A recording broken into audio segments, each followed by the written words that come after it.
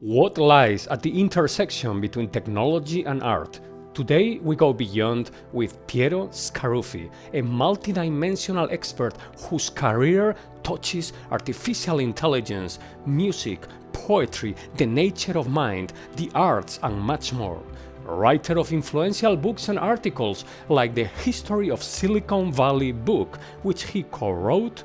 He has lectured in 3 continents and being a visiting scholar at Harvard and Stanford universities. He's also the founder of the Leonardo Art Science Evenings, lasers, which take place in more than 30 universities worldwide, including the San Francisco, Stanford, and Berkeley ones. His website, scaruffi.com, was featured by the New York Times in 2006 in an article titled "The Greatest Website of All Time." Let's go beyond at the intersection of technology and art with Piero Scaruffi. Let's go!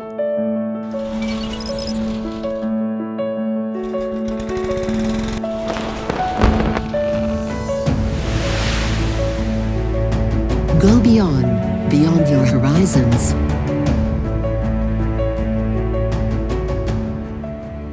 Piero Scaruffi, thank you so much for connecting today. Thank you for having me. How does it feel up there?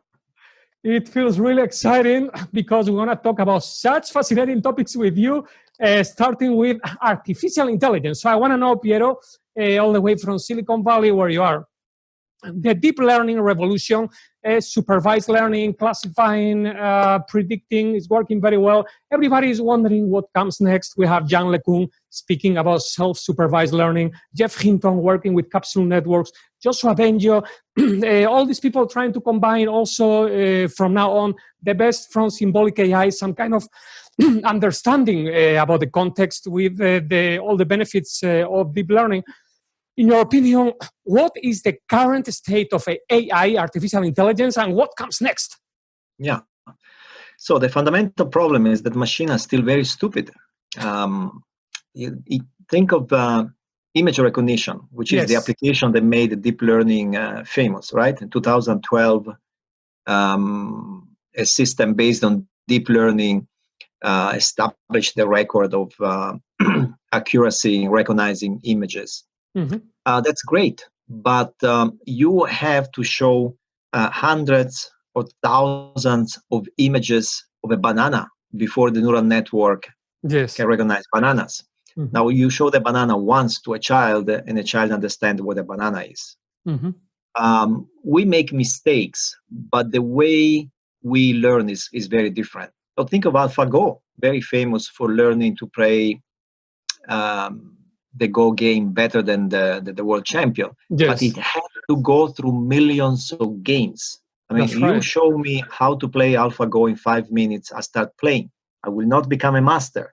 Mm-hmm. But the way we humans, and any animal, you know, think of the cat, the dog, think of the worm, whatever. The way animals learn is different. I mean, you show things once and we learn something out of it. So that's the fundamental problem, and that explains a lot of things. You know, they keep saying that machines are more accurate than humans at recognizing images. That's just not true. The definition of accurate is very important. You know, if I am in a forest and I think I see a bear, and actually then when I get there, I realize it was just a tree. You know, it's a mistake, but it's a reasonable mistake. In fact, I claim it's a useful mistake. You have to be aware that there could be a bear in the forest. Mm-hmm. Now, the mistake the computers make statistically seems to be lower, but they're grotesque. They're ridiculous. You know, there's a famous Google post where they said our machine was so good at recognizing all these scenes, and then there's a traffic sign. And the machine said, this is a refrigerator full of food and food. You don't mistake a traffic sign for a refrigerator. Yeah. So this is what they call adversarial examples. These really stupid things, as you say, that confuse the machines. So do you think the reason why it's getting confused at these silly things is because the entire paradigm is not the right one, or is something? What is behind that? Well, it's a different thing. Obviously, I mean, if you go down to the neuroscience level, our neuron and the so-called neuron of the neural network are completely different. I mean, your neuron, you have billions of neurons, and they're all different. There are no two neurons that are identical. Well, that's a good point. So you are telling us in artificial intelligence, all the neurons are the same, but in our brains, they are all different. Yeah. I mean, the machine eventually is 0 and 1.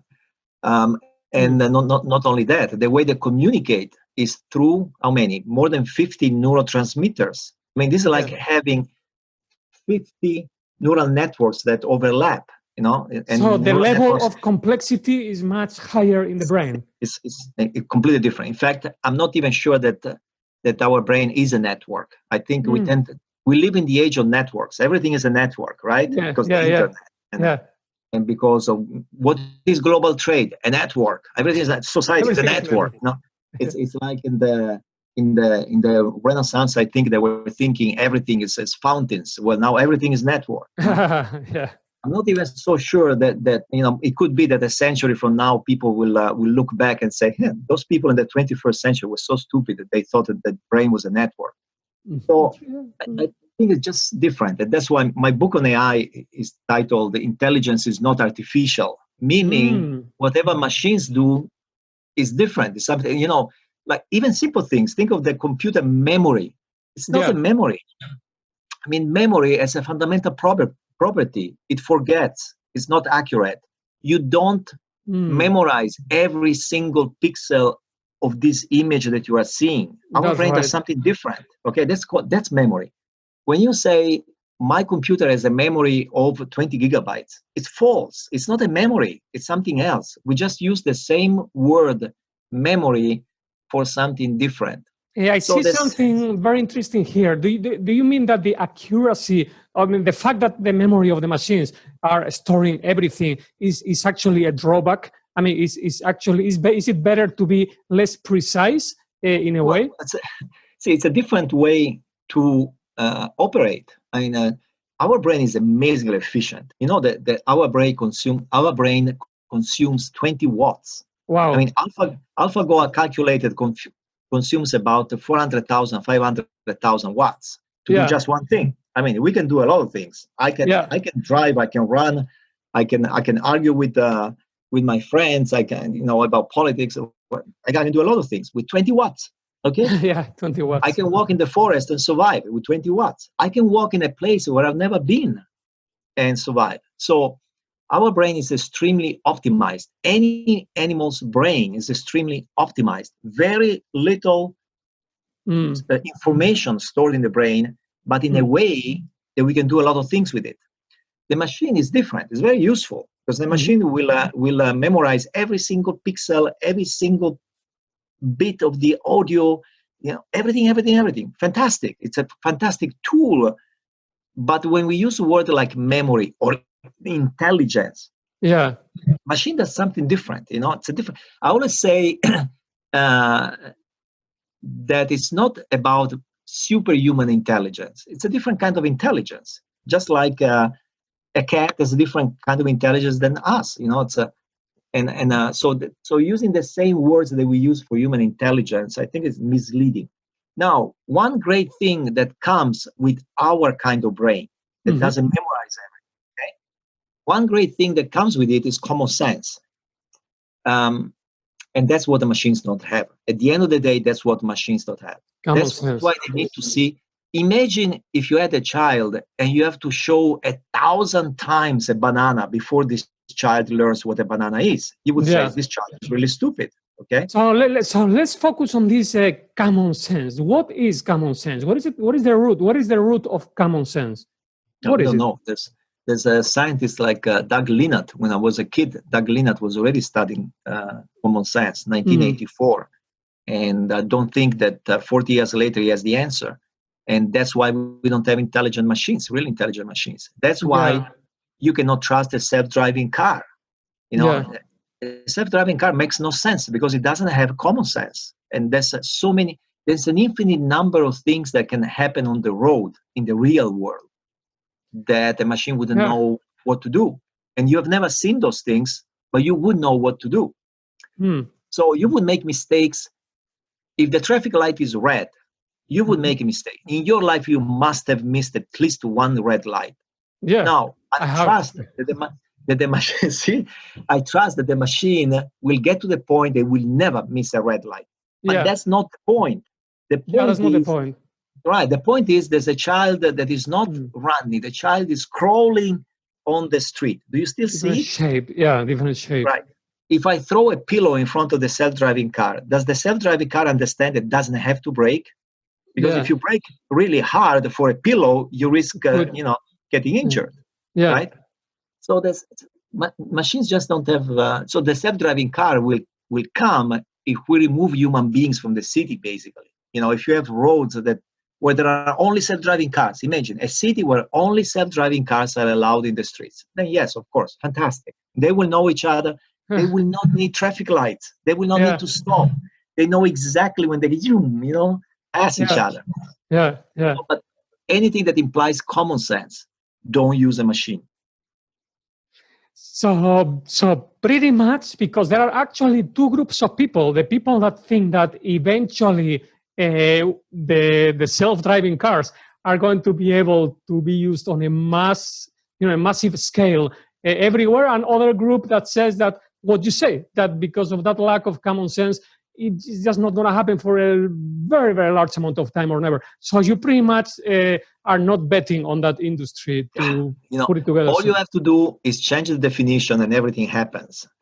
So right now, there are self-driving vehicles everywhere. Yeah. You use them probably every day in Spain.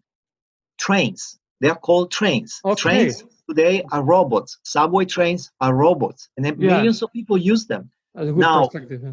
How did you solve the problem of the common sense on the train? Rails. You have the dedicated tracks. Yeah. And can humans walk on a rail? No.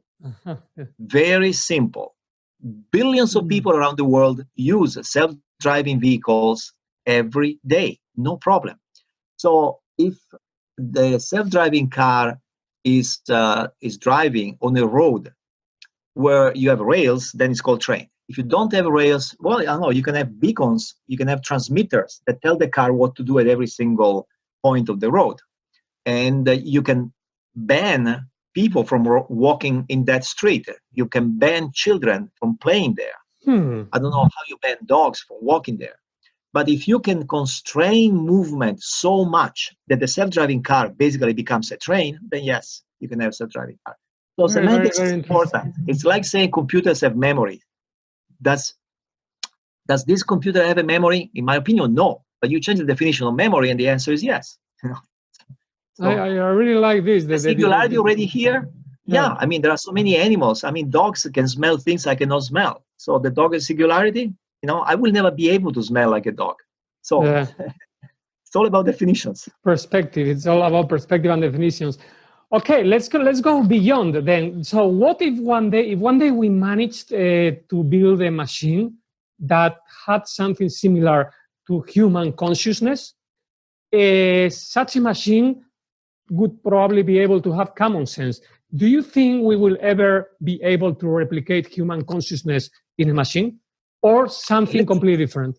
So let's start humble. Let's start with a mouse. Okay. Does a mouse have a consciousness? I think so. Not human consciousness, but it has some level. One question.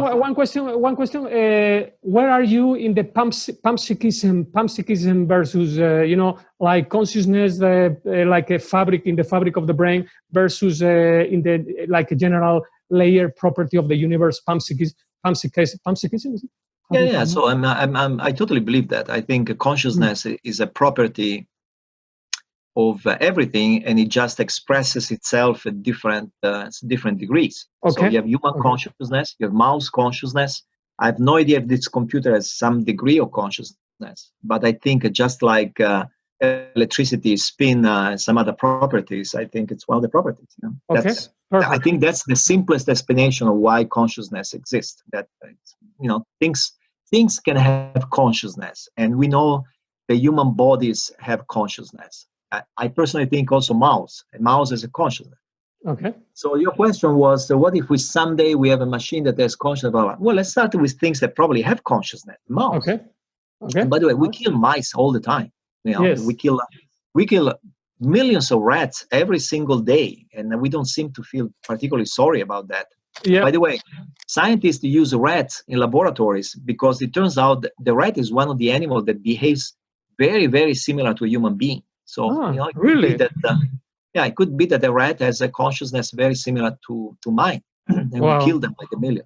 So before we start thinking about consciousness of machines, I would like people to focus more on the consciousness of things that probably do have a consciousness, which is animals. That I read a statistic that every year humans kill 60 billion animals. Wow. Before we start worrying about the consciousness. 60 billion. Yeah. So every human being basically kills almost 8 animals a year. So that, before we start thinking about the consciousness of machines, maybe we should start thinking about the consciousness of cows and that's a great point. That's a great point, because the more I interact with animals, the more I get the feeling that they have consciousness. Now, a question is if consciousness will be, as you say, like a gradual thing with different degrees of consciousness, or maybe just everything has consciousness. It's like asking, does everything have spin?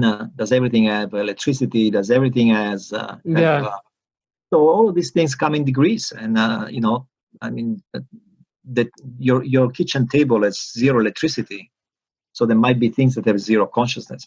I don't know. Here we are really speculating. Yeah, totally. And by the way, in my book I mentioned the fact that there could be other things that we don't have. There could be something out there that some things have a property that they have and humans don't have. We think consciousness is so special. Yeah. But what about, there is also umbrellaism, and it's something that only umbrellas have, I like that. So we think consciousness, higher levels of consciousness, so important. But how about umbrellaness? I like that. There could be other ways of experiencing the world that are just as interesting and valid as our consciousness, but they are completely different, right? Yeah, that's different, literally different kinds of existence that we cannot experience because we are limited. We are limited. Humans are limited in many ways, even in terms of consciousness. Maybe like the book Flatland, you should write Umbrella Land. Yeah. Okay. I like it. Okay, so now back to artificial intelligence. You left it clear that machines have, and it's true, they have these silly issues still. Now, in the next decade, in this decade that we are beginning, what do you think AI and artificial intelligence, how will it best help humans and the world? How can we best utilize it to improve our lives? What do you think? What is it going to So now let me so I started by being pessimistic because I want people to have an idea where we really are. Yeah. Now let me talk about the positive side. Okay. I think 2014, when they started inviting me to speak about AI, I had a slide at the end that was my hope. My hope is that very soon we'll have machines that can help doctors. They can look at X-rays. They can look at image of your lungs, of your cheek, or whatever, and help specialists diagnose diseases. Yeah. Well, it's reality. Yeah. It's okay. Reality, this exists. Yeah. So AI is already useful in ways that just 6 years ago I was hoping. I didn't see it coming. I think the first one that came was almost exactly 1 year later. Now, going forward, so that already tells you that even years ago, I thought that medicine was the field where AI can really help. And why? Well, it's very simple, because that's the place where people still die. We don't have cures for so many things. Now today, even without the epidemic, I would, in fact, last year, 2 years ago, 2018, I was in China talking at a conference, the biotech conference, and my slides were mostly on how can AI help develop drugs, not not that kind of drugs. Yeah, I'm of talking course. about medicine, okay? Yeah. How can AI help develop drugs? Why? Because many things. So somebody at Stanford told me, I'm studying this gene, and there are 70,000 papers on this Wow. gene Wow. published in scientific journals. I mean, peer-reviewed. 70,000 papers 70,000 talking papers? about that gene, yeah? Well, Research. one gene, okay? Yeah. Then I checked, and that year, I think it was 2017, number of papers published in all the life science magazines, 2.5 million. I mean, who's going to read 2.5? I mean, think of the age of Galileo, where you would read one book a month, maybe one book a year. Yeah. And now, in 2.5, only life sciences. So just figuring Wow. out what they have discovered, what the rest of the world discovered. It's a huge project. This is a great point. This is a great point. Just the amount of information, nobody's going to read all this stuff. Yeah. Yeah, this is scientific information. It's not Fox News. It's not just gossip. It's information. So then the second point is that if you coming up with the idea for a new drug, in general in science, for a new invention, takes a lot of work, using the brain to do a lot of things, and intuition, reasoning by analogy, curiosity. You have to try different things, and so on. Then you finally have the drug. You said, "Oh my God, I found the cure for this disease." Mm-hmm. You know how long it takes? How long it takes to make it, to test it, to come to the market? Between 5 and 10 years. Wow. In those 5 and 10 years, thousands, maybe millions of people die. Yeah. I mean, by the way, people talk about this COVID epidemic. I mean, we have 1 million people dying every year of malaria. Yeah. Wow. Yeah. I mean, we still have ridiculous amounts, ridiculous problems we haven't solved. So AI could definitely help. It will not come up with a solution, but it can help. Can help scientists come up with hypotheses. Very interesting. Study the literature. So it's in the discovery part of the process, the beginning part, right? Hypothesis. Both the discovery part, it can come up with the hypothesis, and then by using robotic labs, we can speed up the development. Like now, this is another case where we don't have a vaccine. It happened before. People have a short memory.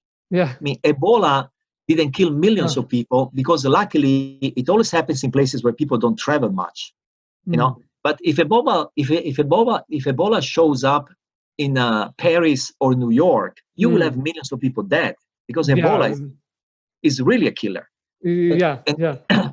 And so, by the way, there are 4 different kinds of Ebola, and we have a vaccine that works for one and not for the others. So even that. But why does it take so long? So is it possible that a robotic lab, we put it in a basement in some safe place, okay? Just robots. And they produce vaccines for imaginary diseases. Maybe we have to put also a few artists there, who come up with, the science of imaginary diseases. And they produce all these diseases all the time, and the machines come up with the vaccine, okay?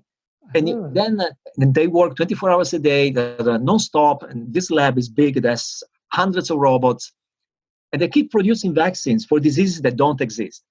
The next one that comes up, the next epidemic that comes up, we ask these robots, hey, do you have a vaccine for this one? And chances are that the robots will say, well, we have something very similar, try this one, okay?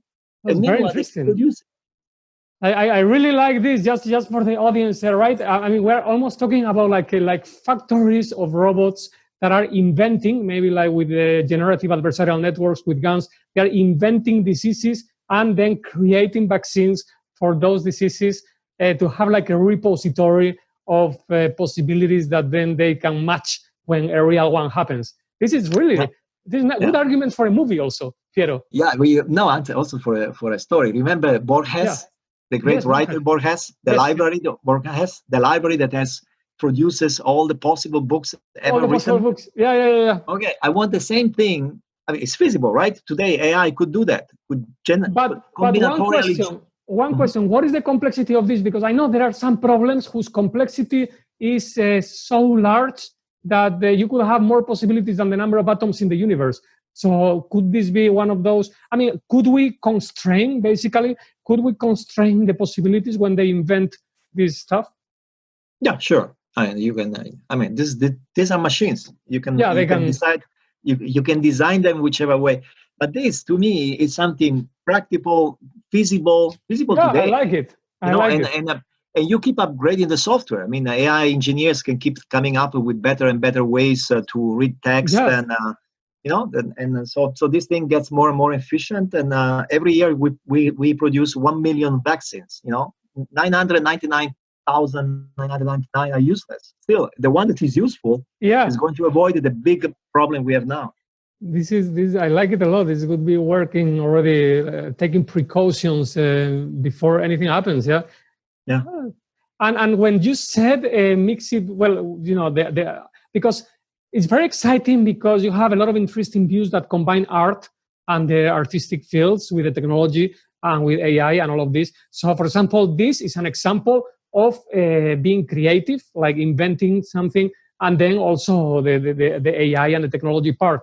Are we going to see more and more examples coming up of technology combining with creativity in exciting ways like this, useful ways? Well, technology that helps humans be creative, or humans that tell machines what kind of creativity we need. Also, that's always the same problem. So now, if you ask me, you should also ask me to say something to prove that I know what's going on in AI. So, for example, I know that Google demonstrated this robotic dog that imitates animals.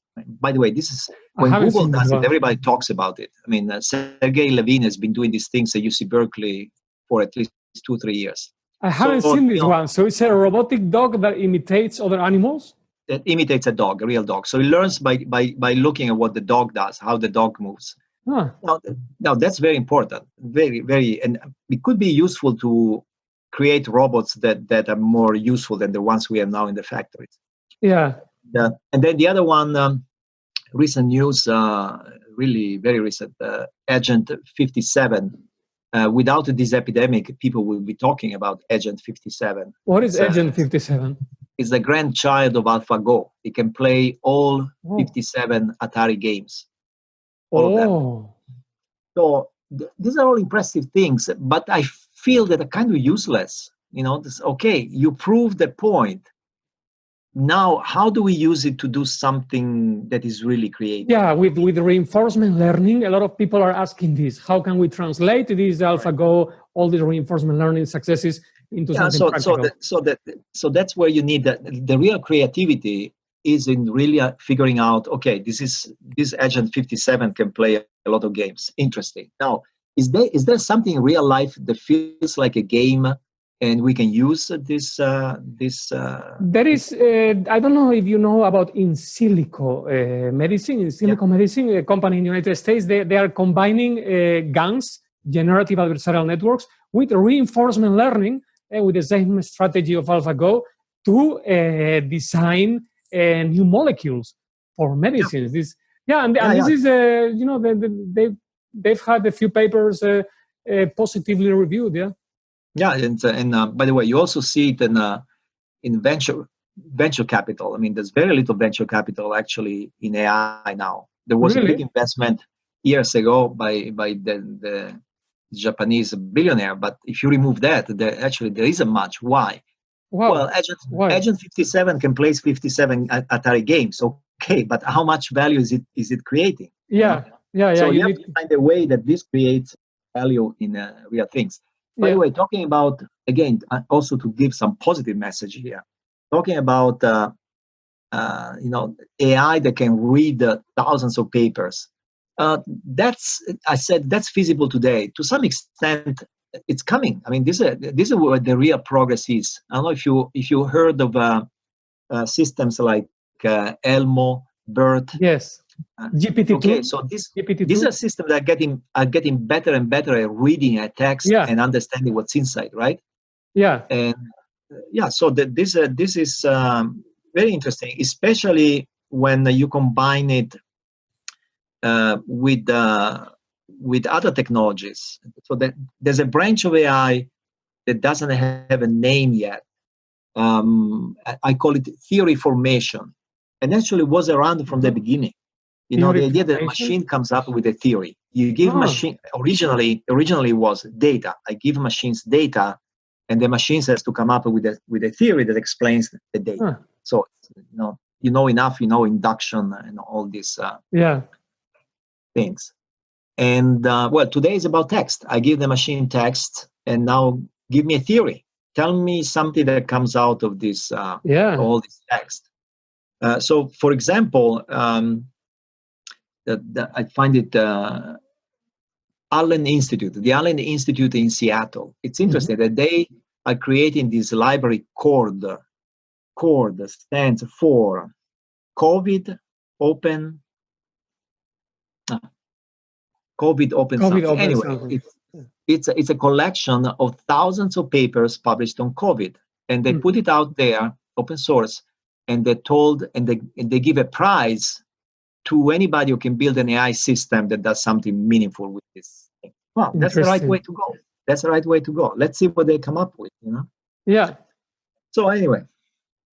Yeah, very, very interesting. It would be a dream to be able to interpret and read and get something useful from all these texts. Yeah, I don't know what level of comprehension, but I think I saw recently a Google article or paper talking about you don't really need to understand properly the text completely in order to create good connections with the information. Not. Yeah, so that right now what you have it's competitions like Squad, where the machine has to answer a question. So you read the text that is about, I don't know, China-US relations, and then you ask the question, who is the president of China?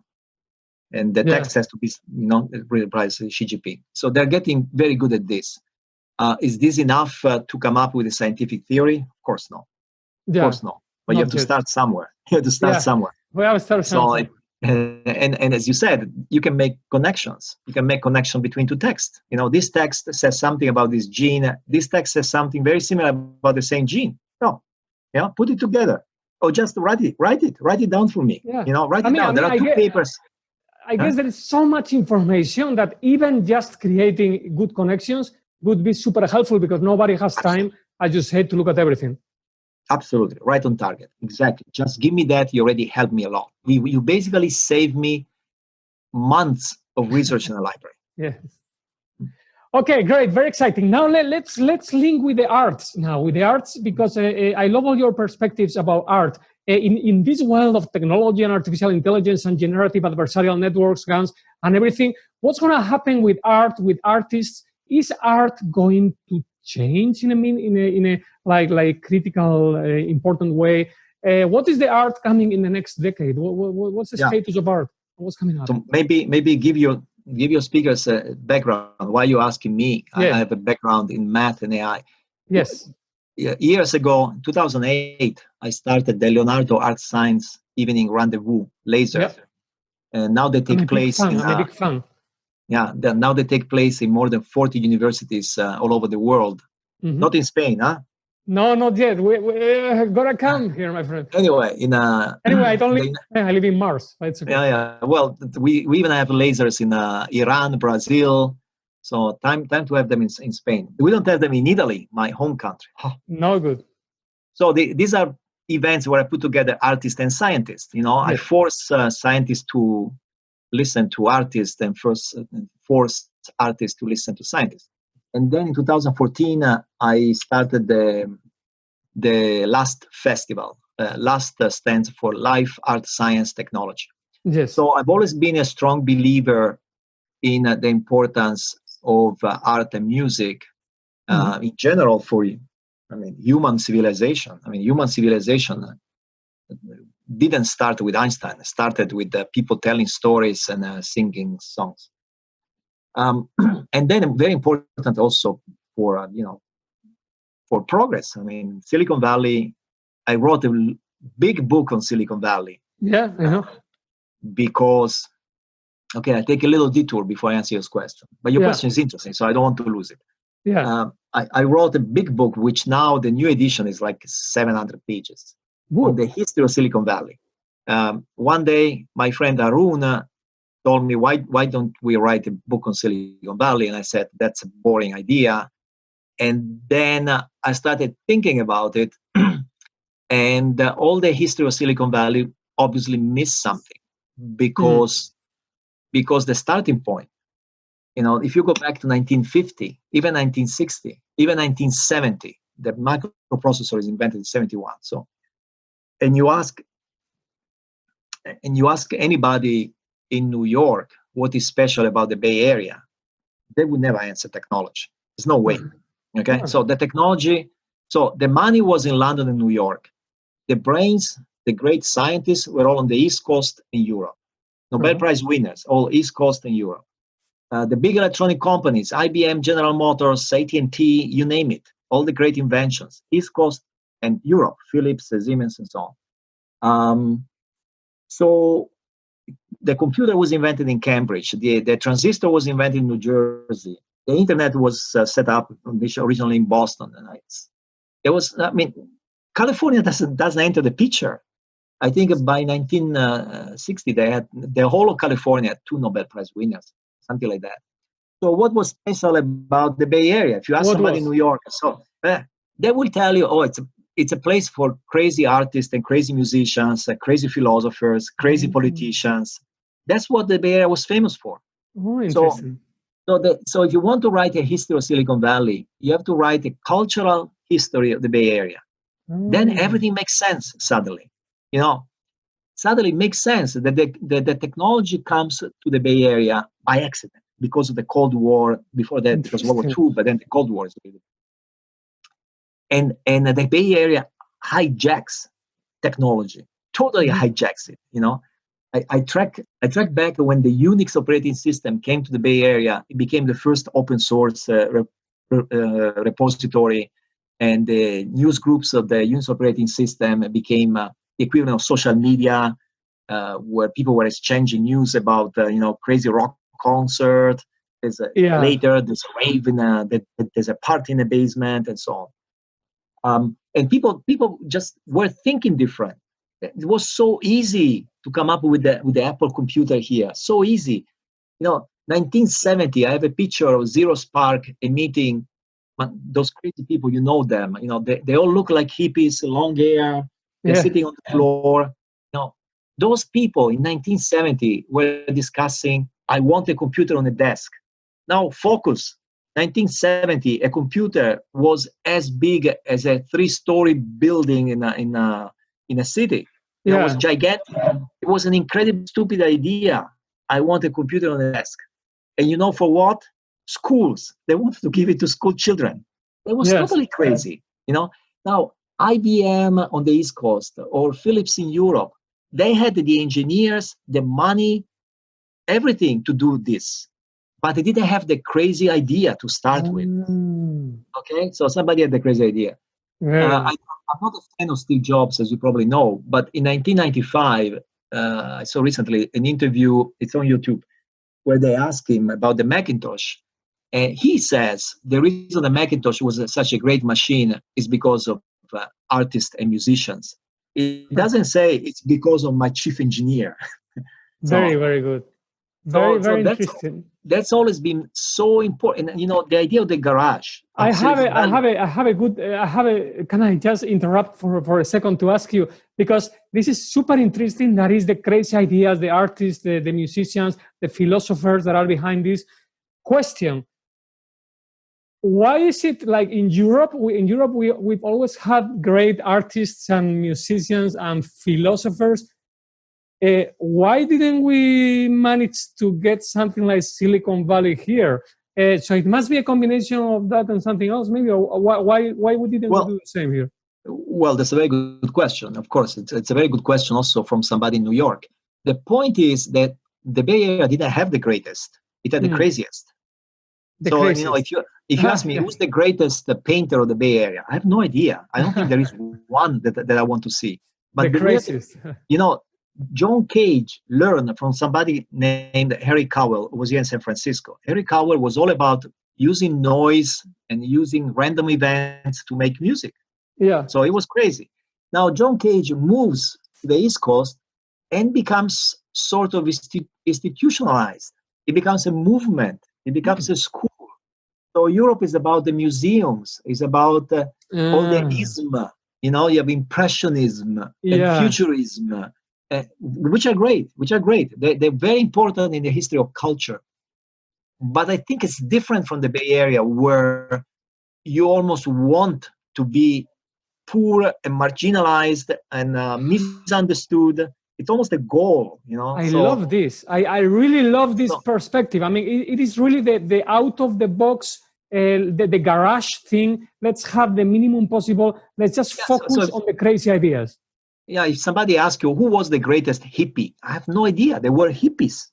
It was a way of living. It wasn't about I'm the greatest. I'm going to give a talk about the hippiedom. Hippism doesn't exist. And the Burning Man Festival now is becoming a little institutionalized. But that's another thing that started because it started on the beach in San Francisco. They kicked them out of the beach. And my friend John Law offered, how about you come with us to the desert? We do it in the desert.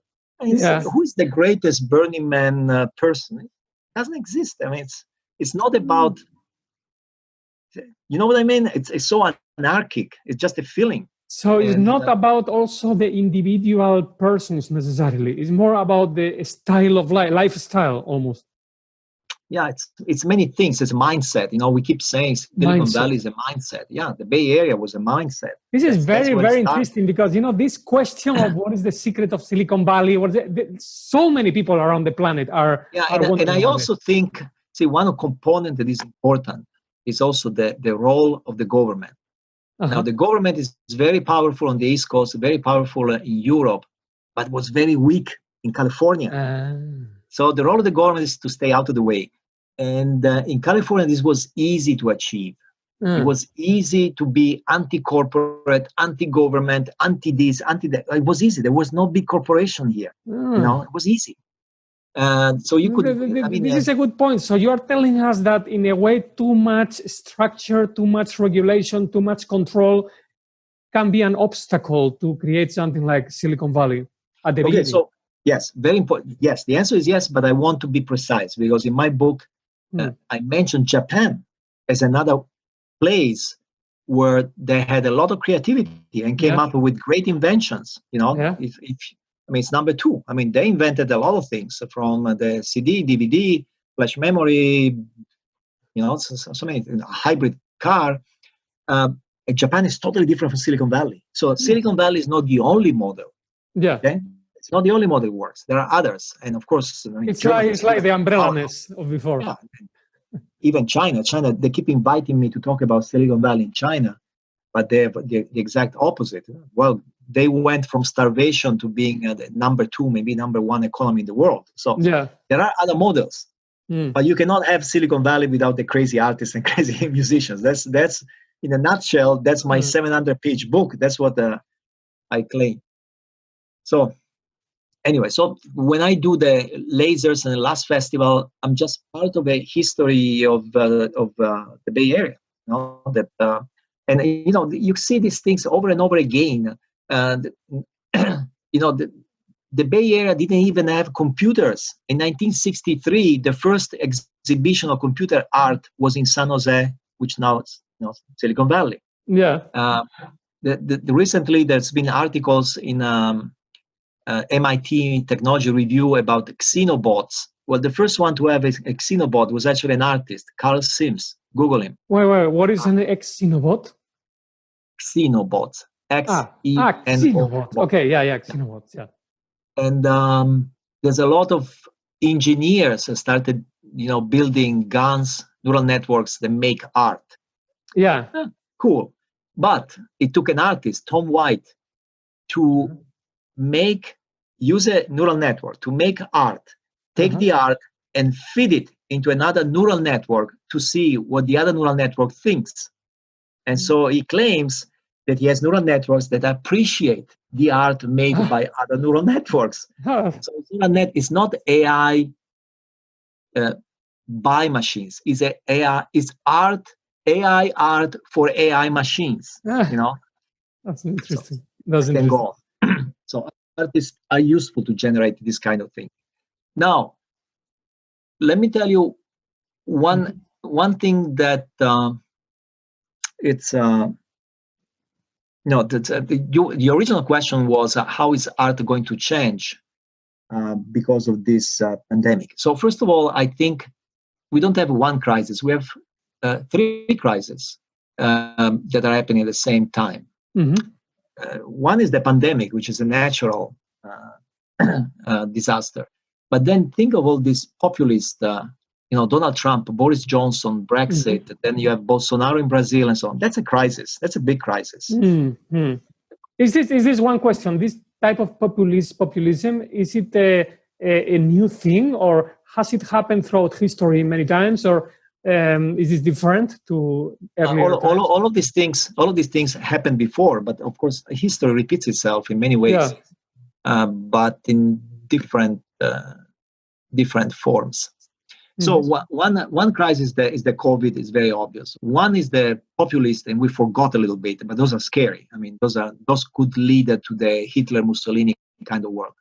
And the third one is data, big data. I mean, everybody's worried about privacy. You cannot browse a website without seeing. Oh, we use cookies to improve your experience. This is the grotesque, hypocritical statement of our age. Why you have to use cookies? No, I don't want you to use cookies. I don't want you to improve my experience. So we have three crises at the same time. This interview has no cookies. Okay. Yeah. So one is the data thing that has become dystopian.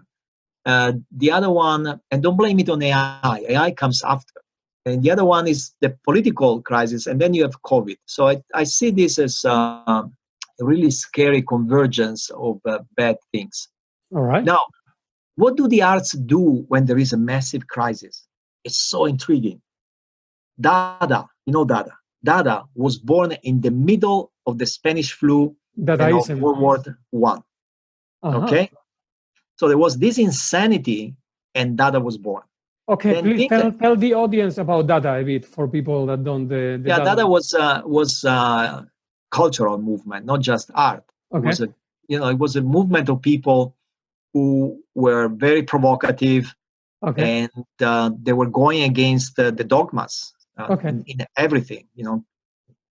Duchamp's toilette is still the most famous. Duchamp's urinal. Still the most famous artifact, but there were exhibitions, there were performances, and they invented a lot of what now has become serious art. Then World War II, in the middle of World War II, and so actually right after, let's not talk. World War II was a war, but think of Hiroshima and the Holocaust, the concentration camps, and then at the same time they had the polio epidemics. A lot of famous, victims of the epidemic. Right after this, when the world is still trying to recover from the shock of these massive things, you have theater of the absurd. And by the way, during World War II, existentialism, Bebop were born. Or think of the AIDS epidemic in the 80s. That's the golden age of punk rock. Punk rock. It's a music that does this. Bang, bang, bang. Yeah. So after big crises, it's like new artistic movements are born. Yeah, and during the Islamic terrorism, I noticed the boom of stencil art. Stencil.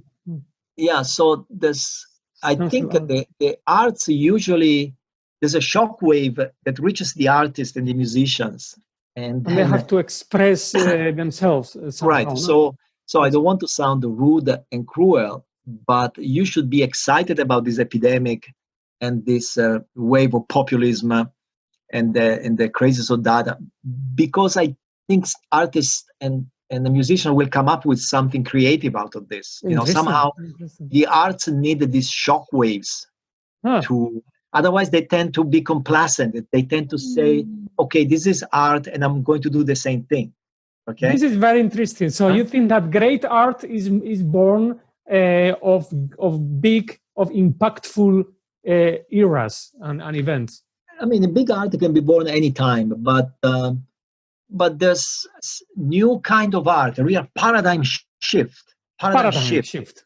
Yeah. Very often happens.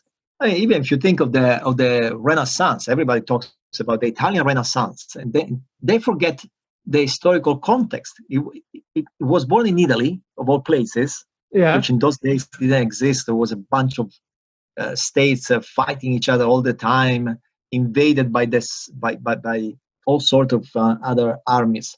And right after the Black Death, right after the plague was 14th century, and then 15th century, the Italian humanists, and then Leonardo and everybody else comes. I mean, of course, in those days, it took a century for things to happen.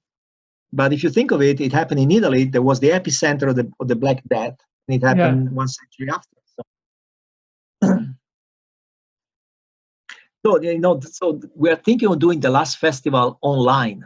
It was supposed to, the last festival 2020 was supposed to take place in San Jose, of course, postponed. And then we started thinking, let's do it online. But I don't want. See, we're living in the era of the online experience, like you and me right now. Yeah. But I don't want art, an online exhibition that simply shows, oh, this is the painting, this is another painting. Yeah, so maybe people will have to come up with new forms of blending art with all the remote online stuff, yeah? Exactly. I was looking, let me see, let me browse for a second. And I also want you to tell us something about music, because, music is a bit like mathematics, and a lot of people are starting to use artificial intelligence to produce music in the style of Bach or other famous composers that are very, very, very realistic. What's going to happen with music when we have both AI composers that are really, really good? Because it's going to happen, because it's coming very fast. And even interpreters, What's going to happen with music? What's happening with music? So let's start with the first point. If you, Javier, send me a piece of music that sounds like Bach, I rate music between 0 and 10. You send me a piece of music that sounds like Bach, rating 2 out of 10. I heard this before. I heard it 1,000 times. Yes. So it's a very low point, very low, just imitating somebody. What would be impressive for you? What would you say, wow, if you saw it made by... Something I haven't heard before. Something that see, if I can tell you, then by definition it's not great music. If I can tell you what it is, it's not great music. I mean, when Beethoven made especially his last sonatas, nobody heard that kind of thing before. So that's great music. Okay, this is a great point, because wait, there is something very deep here, because just as the reinforcement learning people are trying to play games that have already been played before, and the people in music in AI are trying to imitate styles that have already been done before, you are almost telling us that, hey, this is all nice, but what's the point? I mean, where is the new stuff? I mean, when are we going to see? I mean, what is really wow is when we're going to see completely new stuff being created that blow us away. That is like, is that right? Yeah. And so that's one point, but it's not the only one. But the other thing, there's something in music and art, literature, that's about the human experience. I mean, we are humans, so we judge art based on human experience. So why punk rock is great? Of course, the punk rockers were not Bach, they were not Beethoven. They were very limited. But there was something in the visceral, furious, anger, there's something about the human condition that you cannot express in words, otherwise you wouldn't do it in music. So that part also has to be there. It has to be something. One day they interviewed Bob Dylan about music. I mean, what's the secret? And he just said, it has to come from the heart. That's it. Come from the heart, and that's it. Now, this is a really interesting part right now. I mean, what is good music? Like the critics of music. I mean, how do you evaluate music? Yeah, so there's many factors. I mean, also the technical skills are important. Some music you just marvel at the skills of the musician, but even the skills. I mean, it's not a lot about pressing a key. Pianist is pressing the key 3,000 times a second. That doesn't make you a great pianist. Yeah. In fact, there's a great performance of a Beethoven sonata, I think by Barenboim one, where he plays it very slow. Mm-hmm. And you start thinking, you don't have to be a great pianist. You don't have to be Lang Lang to play that way. It's very slow. Ding, ding. Why nobody else thought of doing that? Playing that sonata very, very, very slow with almost no skills. And it comes out absolutely beautiful.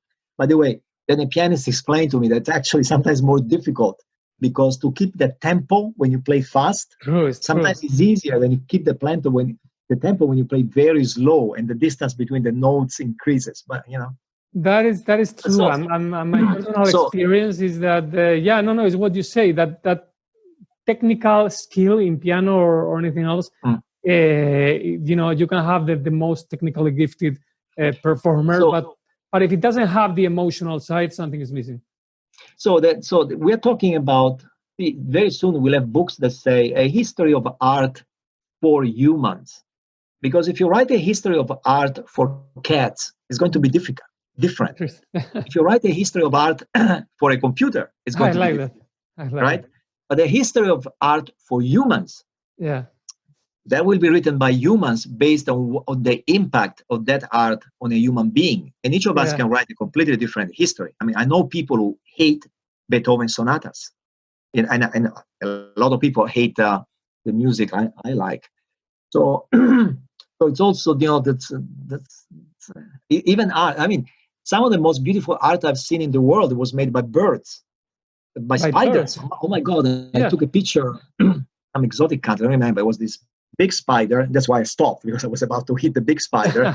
Then I realized this spider web, and maybe it was sunset. There was something about the sun hitting the spider web. Mm-hmm. I've never seen a painting so beautiful, That's very, very nice. Can I put it in a history of art? I mean, a spider SP25 in 2000. That's in 2005, made this beautiful spider web. I like something very nice of what you said that I've never heard before. That is like, not only we are making art, but nature, the animals, the computers, they are all making art as well. And we may be blind to this. Yeah, and random people, when you walk on the mountains in California, there's a huge area of the Sierra that is uncivilized. And what we hikers do, we live, we call them cairns. We live, 2-3 stones on top of each other. Mm-hmm. And that's to say, I was here, I was going there. This is a route that takes me there. If I fail, I remove the stones, okay? So we're building trails in a sense, right? Trails, yeah. Well, guess what? One day I was hiking to Baxter Pass, going down to some lakes. And this guy has created the most creative, incredible cairns I've ever seen, putting not 3 stones, which is already difficult, but putting like 20 stones. 20 stones on top of each other, creating these amazing things. And when I saw the first one, I thought, wow, my God, this guy spent a lot of time just doing this. He must have had a picnic there. And there was another one, and another one, and another one for 2 or 3 hours. Is this art? This was amazing.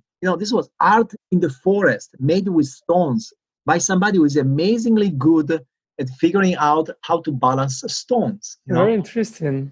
So is this art? So we need to define art. So how do you define art? So that we see what... I don't. You don't? Art, first of all, is useless. Second, art is what cannot be defined. Art is what cannot be defined. And I say useless because there's too many artists today who give you a lecture. When you go and see their art, they go, this piece of art is about the It has the whole theory behind it. Yeah. Dude, if I want to hear a lecture on politics or sociology, I have great political scientists and sociologists at Stanford. So That's why I always say art has to be useless. First of all, tell me this piece of art is useless. Then let me decide why it's useful for the history of humankind. You know? That's very interesting. Useless, something that is useless, that cannot be defined, and that I guess we each interpret as we feel like, as we like, or that it triggers something completely different in each. Yeah. Yeah, I mean, seriously, if it's useful, then it's not art, it's sociology. I mean, if you think that your piece of art is useful to explain a sociological problem, then it's not art, it's sociology, which is fine. It's very useful. Interesting. It's very useful. Okay? I'm not so useful is not an insult. It's useful, but it's not art. Sociology. Okay. And what is the role of art in society? The role of art in society, is it changing? Is it going to change? What is that role, and what is going to be that role in the future? What do you think? Well, you can ask it also in past tense. What has been the role of art in society? Yes. Okay. I think at the basic level is to make us think and rethink. You know, we were, as I said, we are planning this online exhibition. So what do we want artists to do? And then somebody said, we want artists to think about the current situation. And I said, how about we want artists to rethink?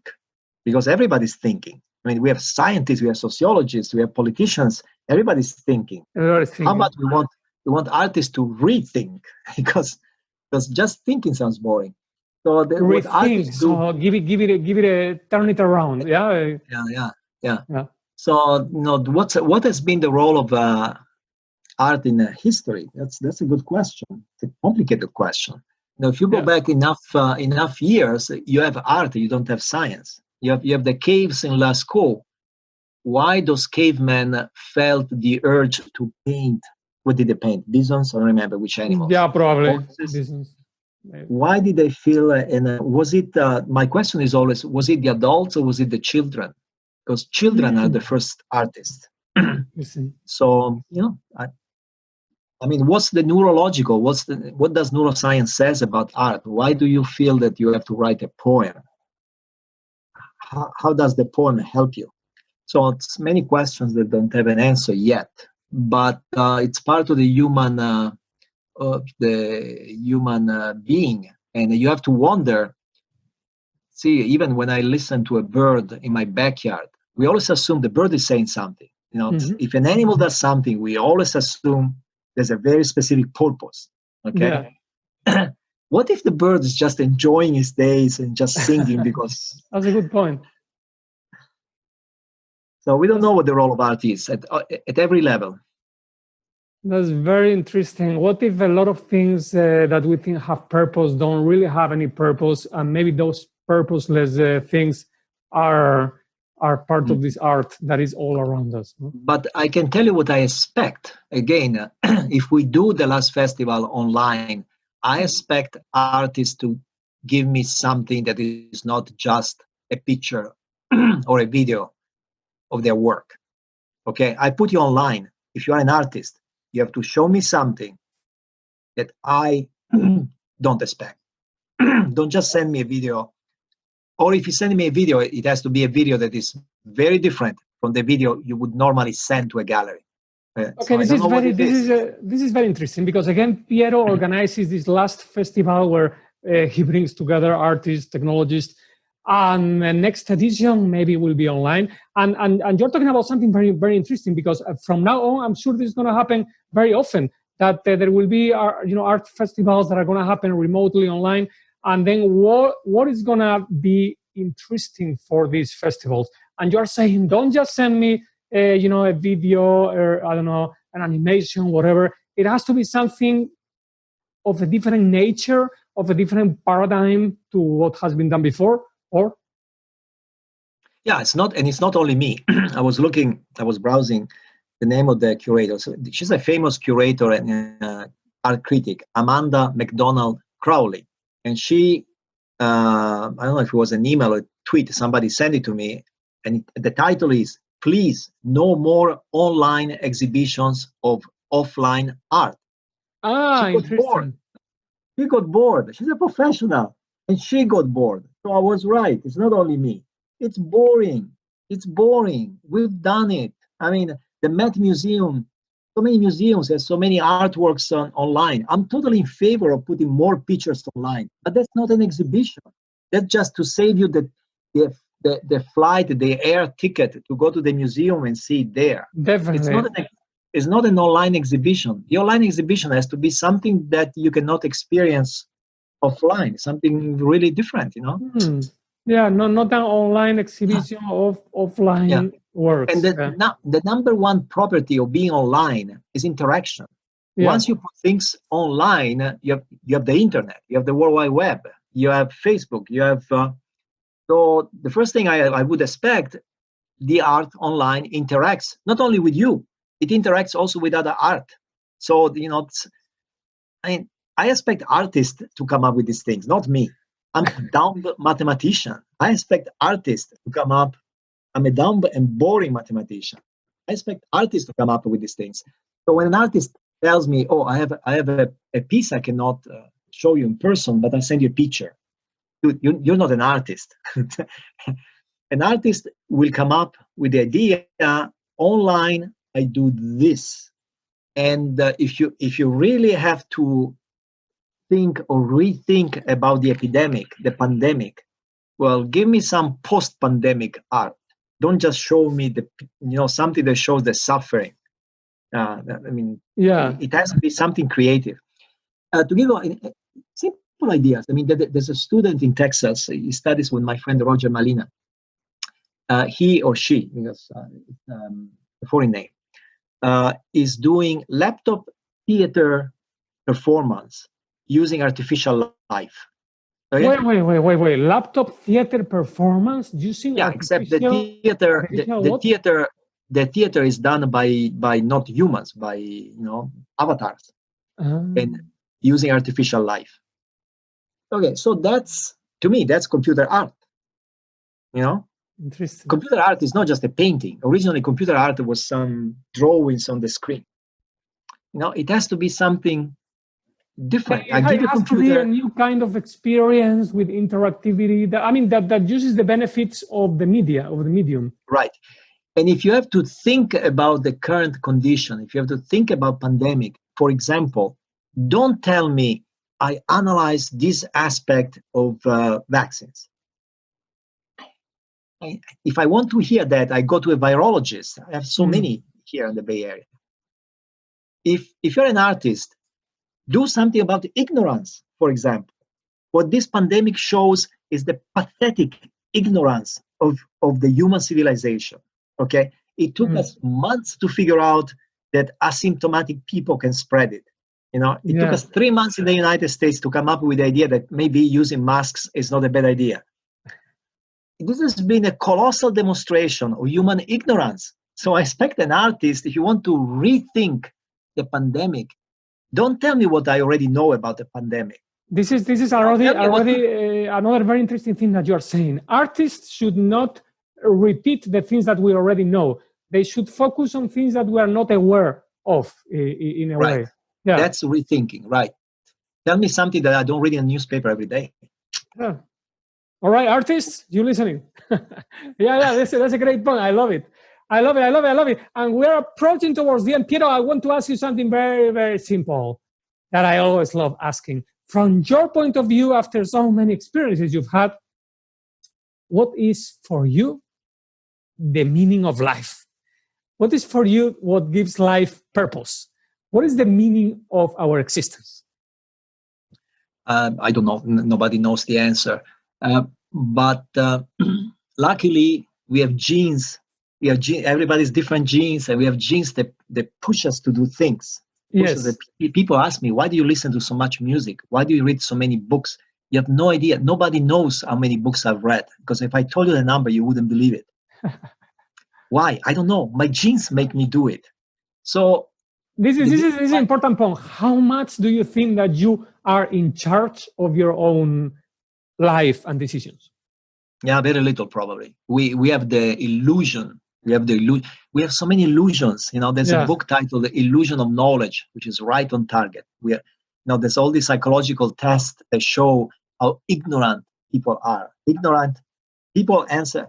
do you know why when you press the switch, the light goes on? They say, yes, of course. Then you ask them and they don't know, the illusion of knowledge. We are so ignorant. And the other illusion, the illusion of being in control of what we do and what we say. And I think the more you analyze, the more you realize you're not. So most likely not. Most likely, as I said, the beauty of it is that we don't have the answer, the question, the meaning of life, because the genes make us do it. And if I give an answer, it's one of my genes that is giving the answer.